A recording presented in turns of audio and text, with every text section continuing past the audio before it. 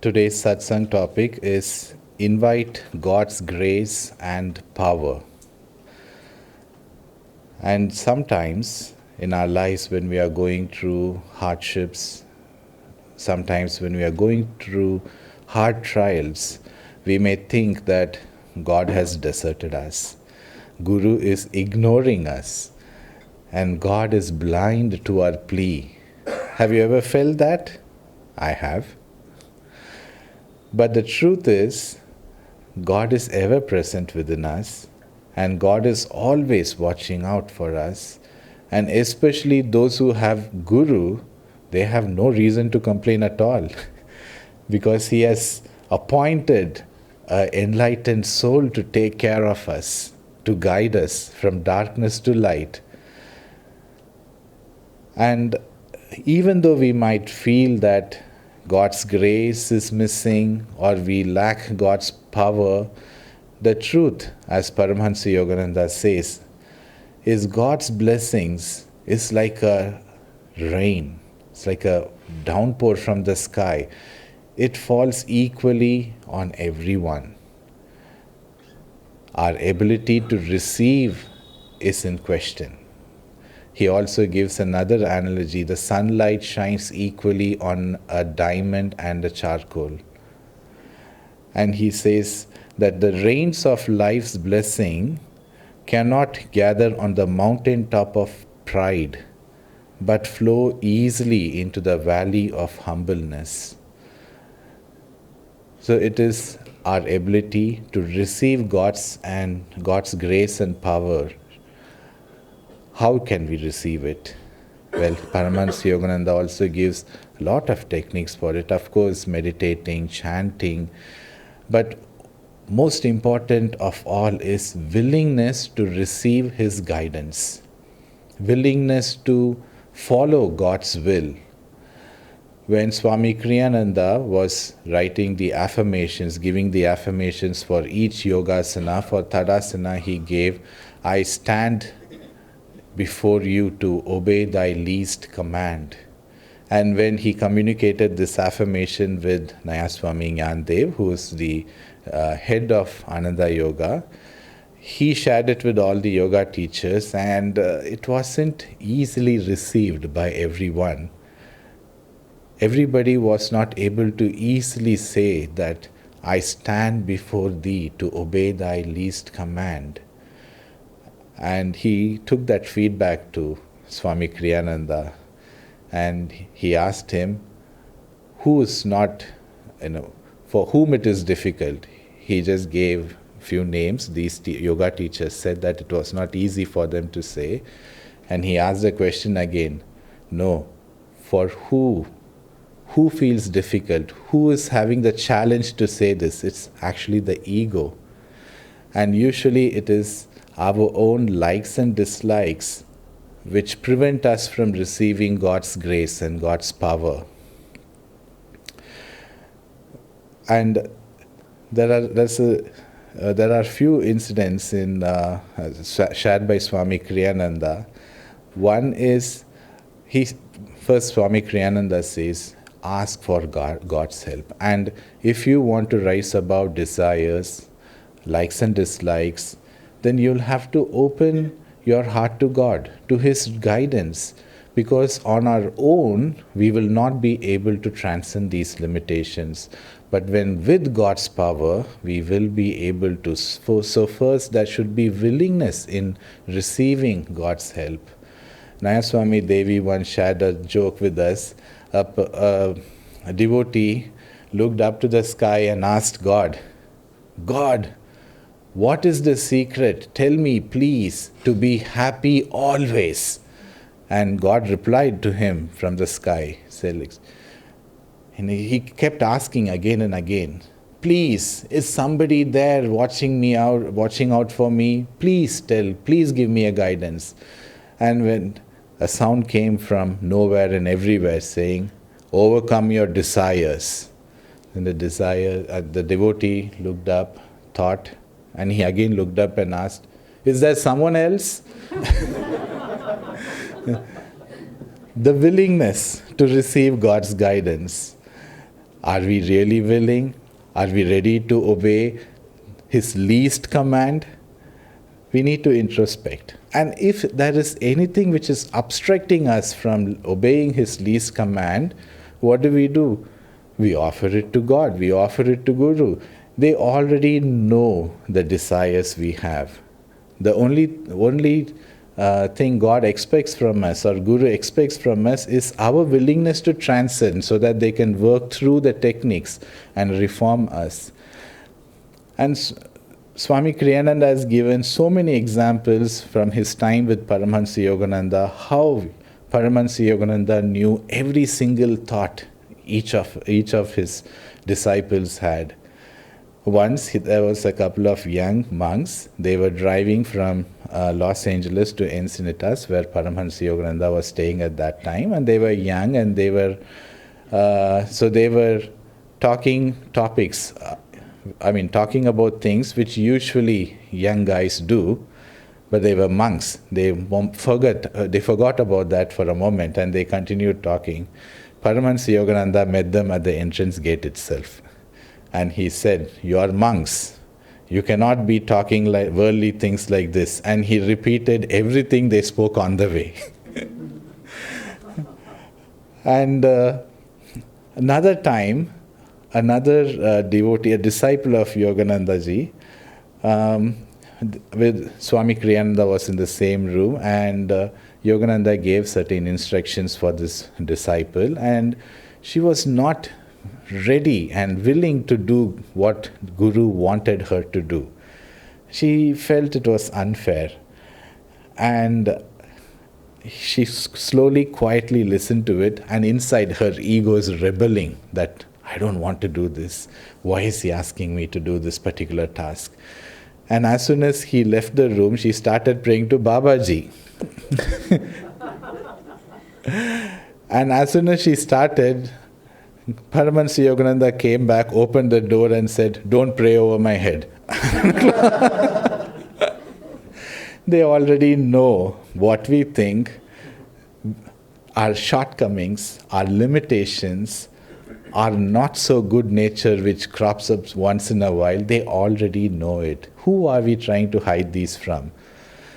So it is better to open our heart and tell them, "Guru, God, I know I am not perfect, but I know through your help I can become perfect." And the vow of discipleship also, in the vow, if you reread it, you might remember that we were seeking God, we were trying to reform through our own strength. But now onwards, we will reform ourselves and we will walk towards the light with Divine Mother's strength added to our strength. So inviting God's grace and power, the switch which turns on the light, just like the lights are glowing because of the electricity, but we have to switch on, right? The electricity will not switch on the light on its own. So we'll have to pray, ask for help, and practice the techniques which the God and Gurus have given us. And the willingness have been, all the great masters who have come to this earth, as Paramhansa Yogananda said they did not come to show us how great they were, but they came to this earth to let us know that how great we can be, to live as examples.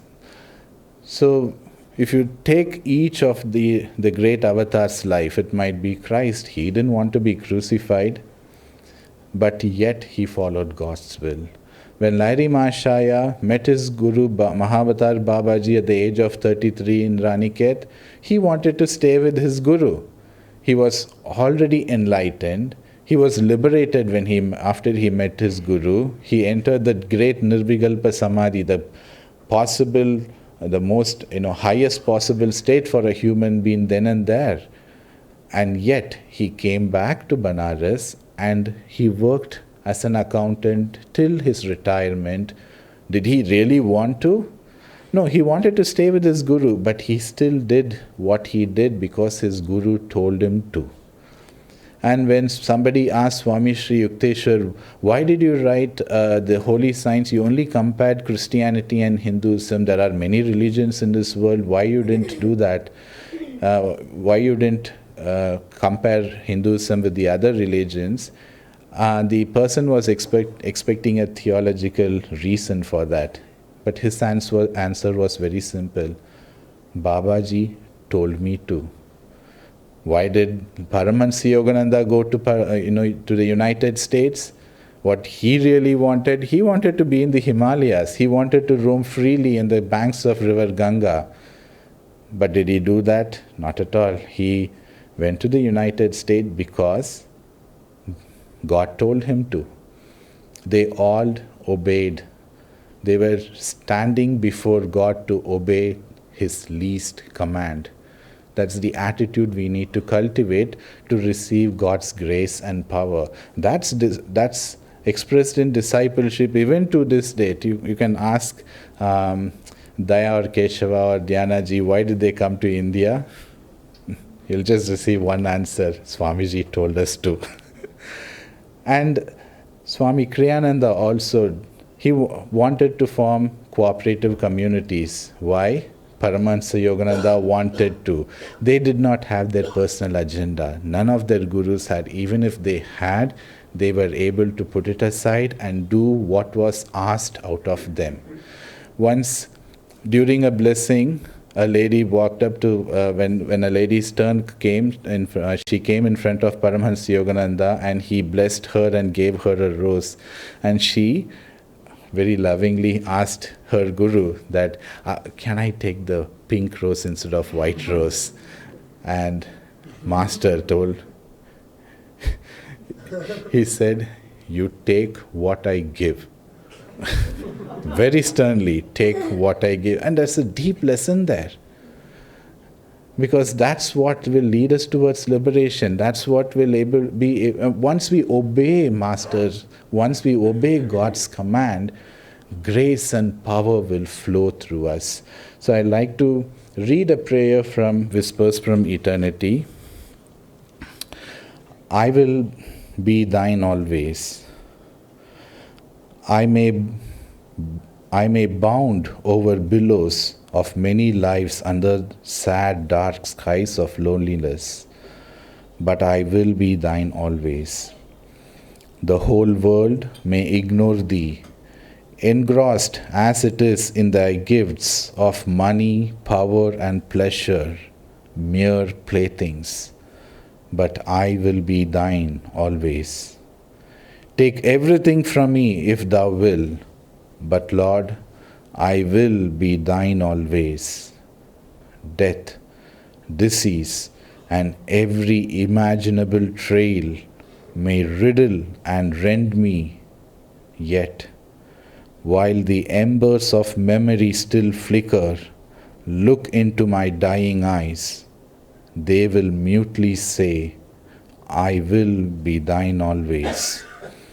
My voice may grow feeble, fail, and forsake me, and yet with bursting heart and with the silent voice of my soul, I will ever whisper to thee, my Lord, I am thine always. I may go far, farther than the farthest star, but I will be thine always. Devotees may come, devotees may go, but I will be thine always. We take these topics from the book Rays of the One Light, and the original title of today's topic is Self-Reliance versus Self-Reliance. What is that? Actually, it's self with the capital S and self with the small s. So the question here is, where do we get our security, a sense of security from? Where do we get confidence from? When we meet people, like new people, we introduce ourselves and we talk about, what we do, what we have done. We ask the same question to the other people. And that's how we kind of establish the understanding of each other, right? And sometimes we feel confident of, what I have achieved, or we take pride in what we have done or what we do. And, it happened to me also this time in Ananda village. I was meeting many Gurubhais from all over the world, and we naturally talk. Like, how did you come to Ananda? What did you do before? What do you do now? And we, joyfully share. But then I realized somehow the energy is not expanding. My energy was not expanding. That is because there was a sense of I. I was feeling confident, maybe, or I was feeling comfortable with what I have done, but there was the sense of I, the small self, in that conversation. We often say God is the doer, but how often are we really aware, and how often are we really practicing that truth? We are like the stained glass window. We have all different colors, but does it make sense for the stained glass window to say how beautiful I am, when the real beauty is coming from the brilliant sunlight that is shining through us? God. That's the source of power and source of beauty that we express. In the essence of the Bhagavad Gita, Swami Kriyananda says, I'm the doer. In this simple thought lie the seeds of all evil, dormant but waiting. It's a very serious but scary statement, because we all have this thought, I am the doer. But there lies the seeds of all evil, he says. So again and again, we have to watch our thoughts, we have to watch our heart, and catch when that thought comes up. I want to read this quote, which I heard repeatedly while I was in Ananda village. This is an excerpt from Nayaswami Asha's book, Light Bearer. Okay? In 1986, during the all-day Christmas meditation, Swami Kriyananda, spoke to us on behalf of Divine Mother. So he says, she has asked me to convey these words to you. I am very pleased with all of you. I am very pleased with what you are doing. But don't live in littleness, in petty things, little thoughts, little worries, little ambitions. Live for me. Live for my love. I am your mother through all eternity. Nothing else matters. You were born to commune with me. For no other reason were you born. Live in my consciousness. Everything else is dust. I know all of your thoughts. Your devotion is very pleasing to me. You are my children. You're all very dear to me. Live more in me. Live in my love. Yes, build a community, but in the sense of communion with me. My children, I am always with you. I am just behind your thoughts, just behind your feelings. I am with you every second. Let no other thought come between me and thee. So she says, don't live in littleness. Don't live in the little self, the ego. Live in the greater reality that we are children of Divine Mother, of God. And she is our strength. She is our security, our confidence. It really doesn't matter to Divine Mother that what we do outwardly and how well we do or how badly we do in the eyes of the world, in the eyes of people. She wants us to love her. She wants us to remember her, think of her always. That's what it matters.